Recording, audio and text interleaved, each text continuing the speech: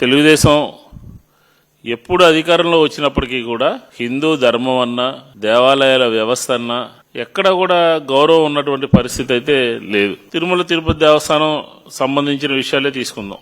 అక్కడ జరిగినటువంటి సంఘటనలు మనం అన్యమత ప్రచారం జరుగుతుంది, రీల్స్ తీస్తున్నారు, లడ్డూ పోట్లో యాక్సిడెంట్లు అవుతున్నాయి, పైకి కోడిగుడ్లు పొలావులు తీసుకొచ్చి తింటున్నారు.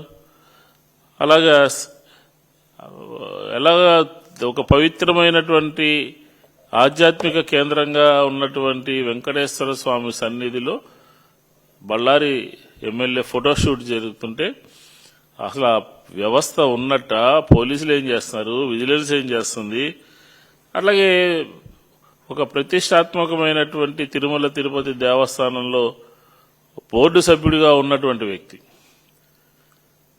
బయట మహాద్వారం గుండా వెళ్ళాలి అని చెప్పని అక్కడ ఉన్నటువంటి సిబ్బందితో గొడవపడి నానా బూతులు నానా హంగామా చేసినటువంటి పరిస్థితి మనకు అర్థమవుతోంది. గోశాల నిర్వహణలో ఎప్పుడూ కూడా లేదు. చరిత్రలో స్వామివారి చరిత్రలో దాదాపుగా 191 ఆవులు మరణించడం అనేది ఎంతటి బాధాకరమైనటువంటి విషయమో ఒకసారి ఆలోచించండి.